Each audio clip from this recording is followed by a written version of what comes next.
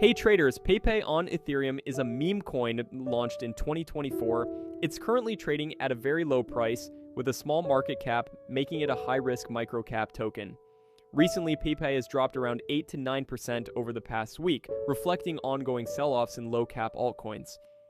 Over the past year, the token is down roughly 75%, showing just how volatile meme coins can be.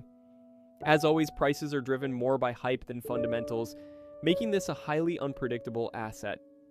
Watch our full price analysis in the video, don't forget to comment and share. And as always, please remember to do your own research. This is not financial advice.